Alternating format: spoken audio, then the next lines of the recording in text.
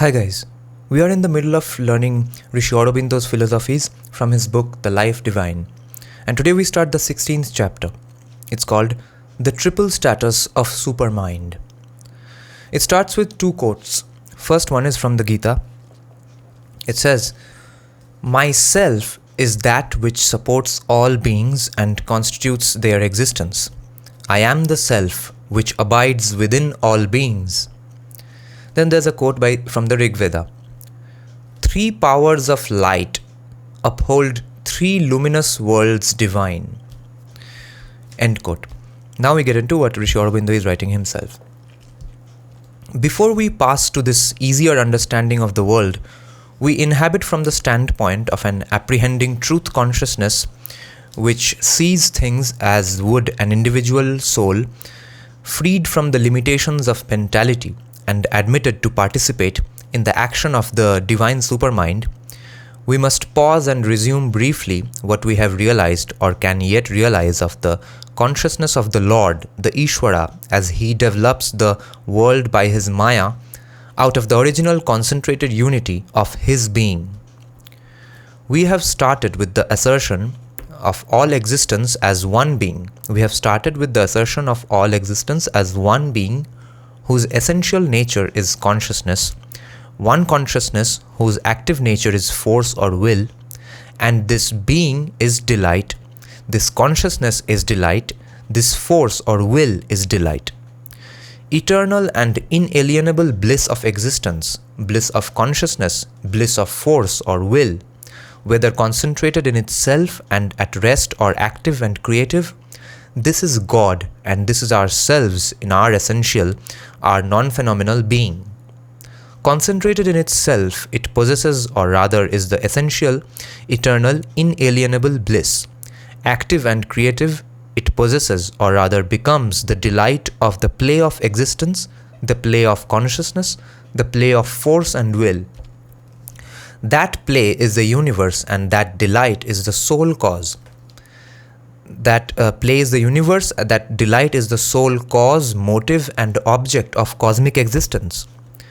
The divine consciousness possesses that play and delight eternally and inalienably.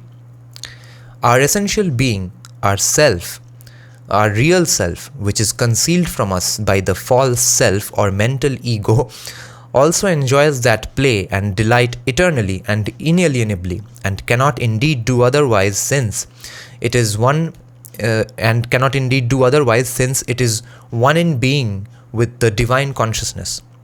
If we aspire therefore to a divine life, we cannot attain to it by any other way than by unveiling this veiled self in us, by mounting from our present status in the false self or mental ego to a higher status in the true self, the Atman, by entering into that unity with the divine consciousness which something superconscient in us always enjoys, otherwise we could not exist, but which our conscious mentality has forfeited.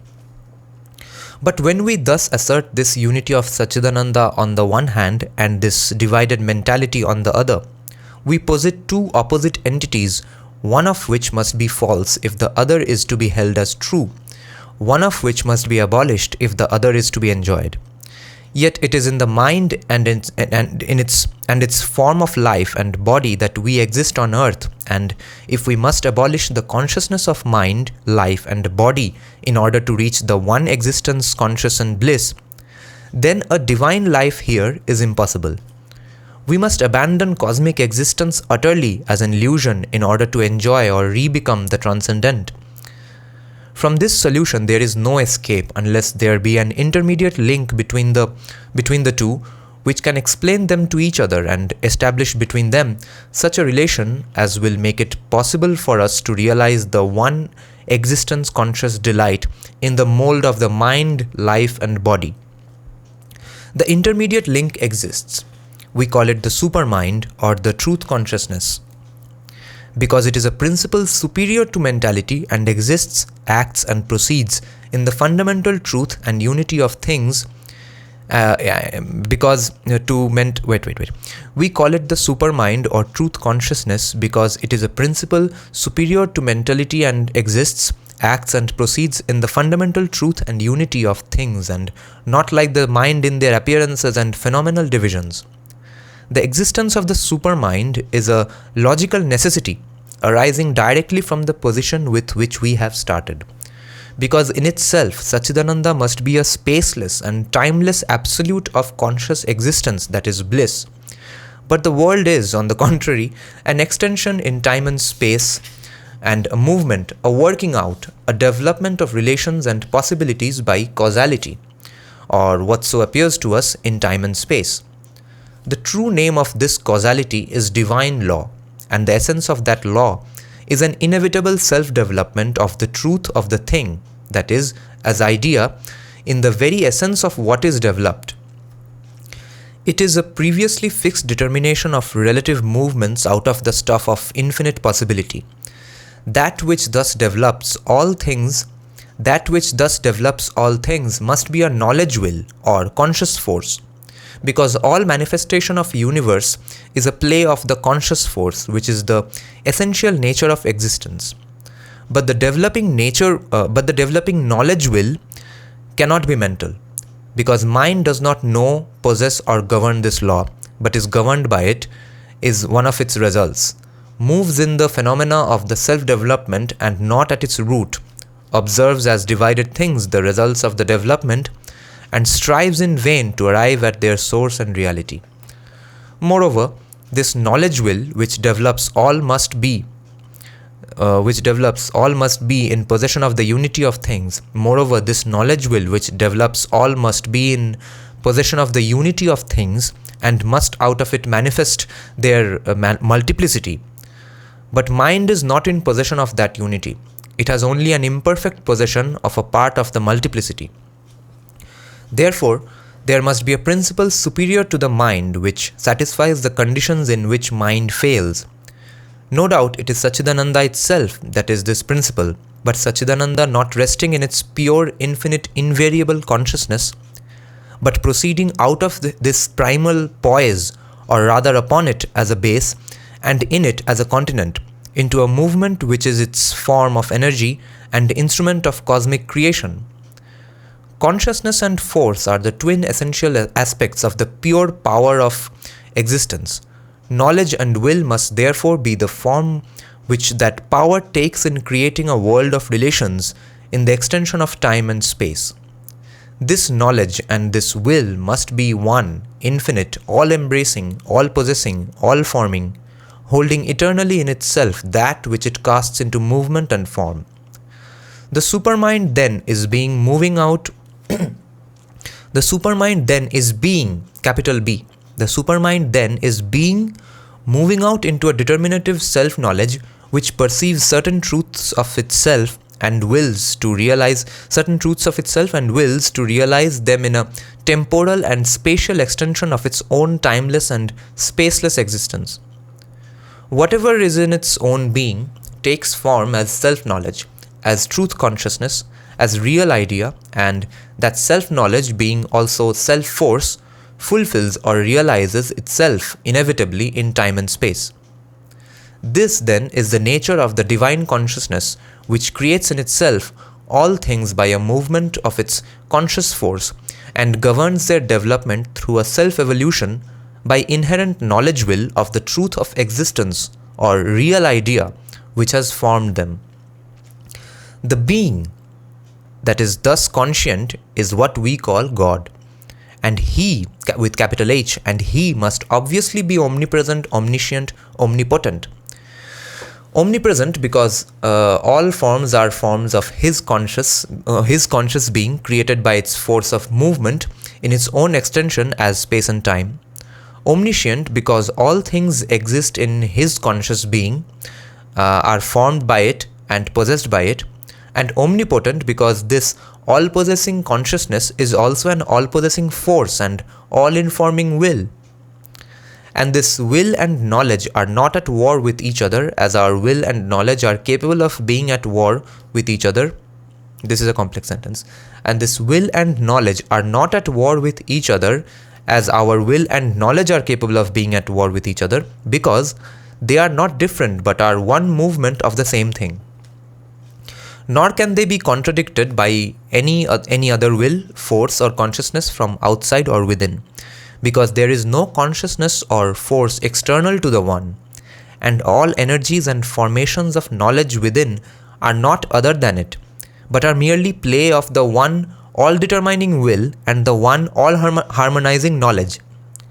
What we see as a clash of wills and forces because we dwell in the particular and divided and cannot see the whole, the supermind envisages as the conspiring elements of a predetermined harmony which is always present to it because the totality of things is eternally subject to its gaze.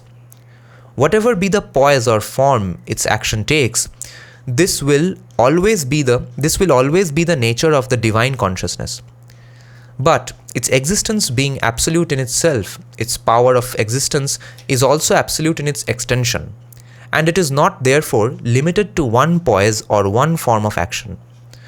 We human beings are phenomenally a particular form of consciousness subject to time and space, and can only be in our surface consciousness, which is all we know of ourselves, one thing at a time, one formation, one poise of being, one aggregate of experience, and that one thing is for us the truth of ourselves, which we acknowledge.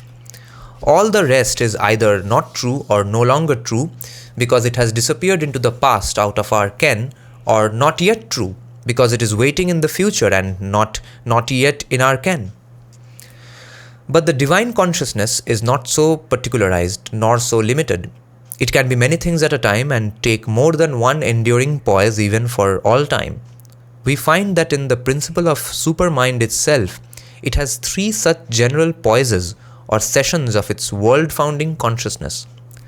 The first founds the inalienable unity of things. The second modifies that unity so as to support the manifestation of the many in one and one in many. The third further modifies it so as to support the evolution of a diversified individuality which, by the action of ignorance, becomes in us, at a lower level, the illusion of the separate ego. We have seen what is the nature of this first and primary poise of the supermind, which founds the inalienable unity of things. It is not the pure unitarian consciousness, because that is a timeless and spaceless concentration of Satchidananda in itself, in which conscious force does not cast itself out into any kind of extension, and if it contains the universe at all, contains it in eternal potentiality and not in temporal actuality. This, on the contrary, is an equal self-extension of Satchidananda, all-comprehending, all-possessing, all-constituting.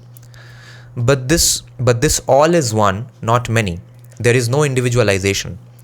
It is when the reflection of this supermind falls upon our stilled and purified self that we lose all sense of individuality, because there is no concentration of consciousness there to support an individual development. All is developed in unity and as one. All is held by this divine consciousness as forms of its existence, not as in any degree separate existences. Somewhat as the thoughts and images that occur in our mind are not separate existences to us, but forms taken by our consciousness, so are all names and forms to this primary supermind. It is the pure divine ideation and formation in the infinite, only an ideation and formation that is organized not as an unreal play of mental thought, but as a real play of conscious being. The divine soul in this poise would make no difference between conscious soul and force soul, because all force would be action of consciousness, nor between matter and spirit, since all mold would be simply form of spirit. In the second poise of the supermind, the divine consciousness stands back in the idea from the movement which it contains, realizing it by a sort of apprehending consciousness, following it, occupying and inhabiting its works, seeming to distribute itself in its forms. In each name and form, it would realize itself as the stable conscious self, the same in all. But also it would realize itself as a concentration of conscious self following and supporting the individual play of movement and upholding its differentiation from other play of movement. The same everywhere in soul essence, but varying in soul form. SOUL soul, the same everywhere in soul essence, but varying in soul form. This concentration supporting the soul form would be the individual divine or jivatman, as distinguished from the universal divine or one all constituting self. There would be no essential difference but only a practical differentiation, because the play which would not abrogate the real unity. There would be no essential difference but only a practical differentiation for the play which would not abrogate the real unity. The universal divine would know all soul forms as itself and yet establish a different relation with each separately and in each with all the others.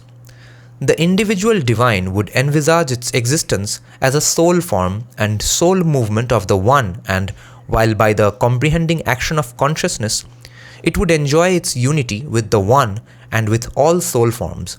It would also by a forward or frontal apprehending action support and enjoy its individual movement and its relations of a free difference in unity both with the one and with all its forms.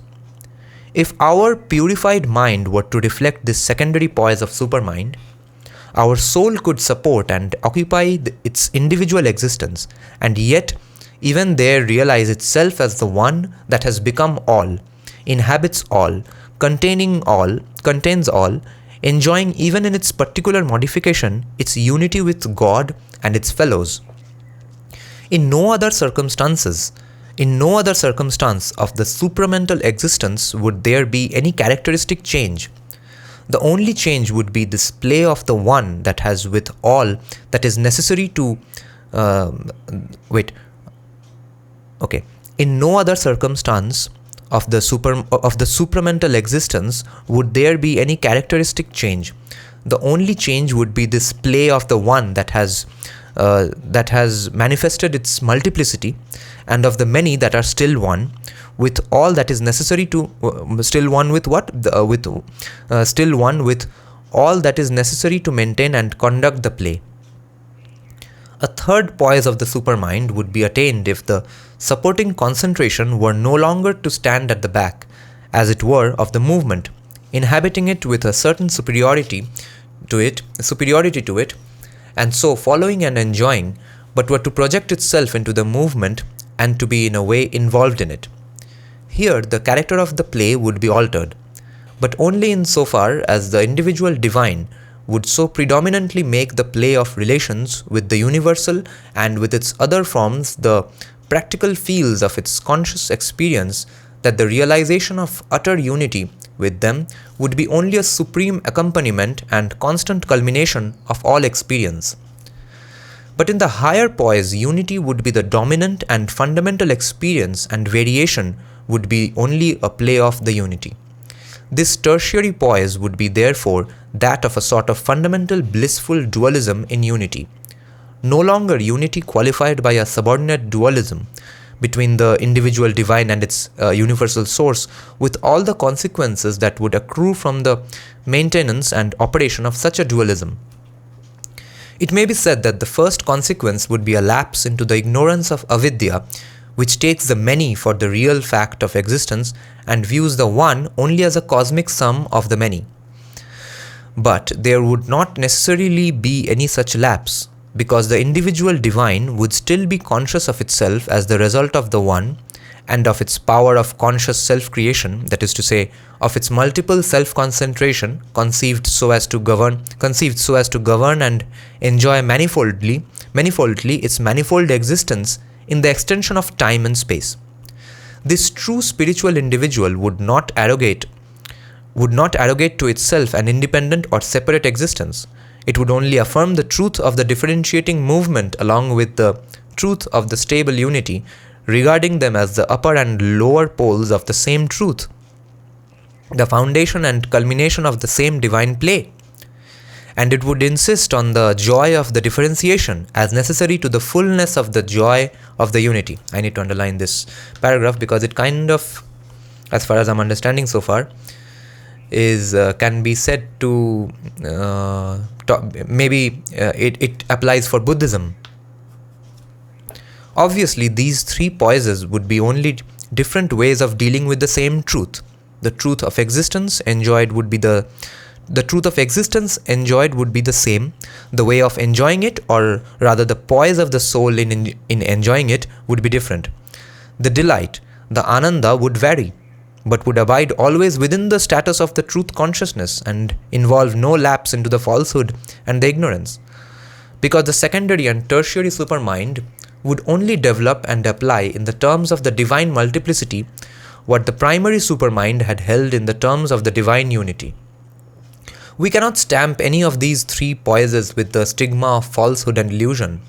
The language of the Upanishads, the supreme ancient authority for these truths of a higher experience, when they speak of the divine existence which is manifesting itself, implies the validity of all these experiences.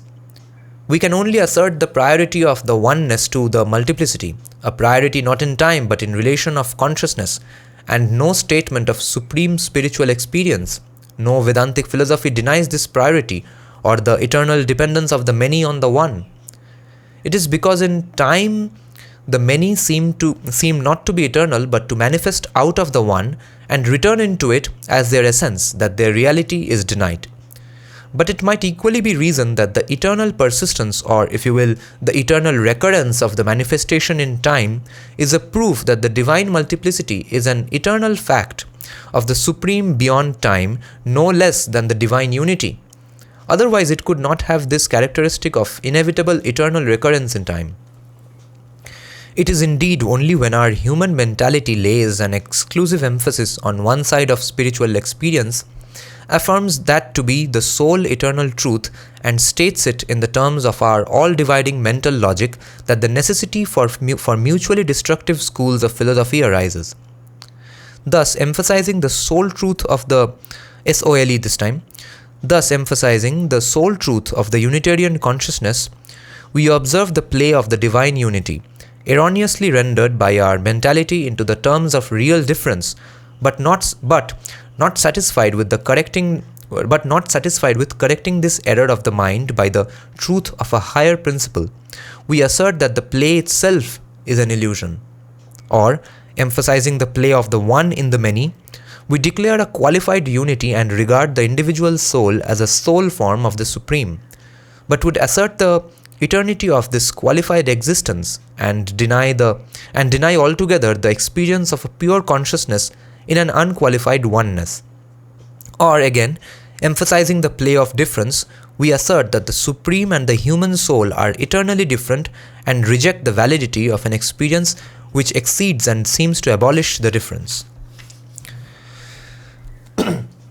But the position that we have now firmly taken absolves us from the necessity of these negations and exclusions.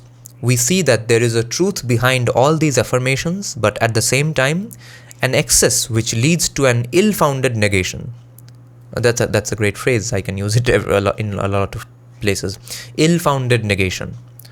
Affirming, as we have done, the absolute absoluteness of that with capital T.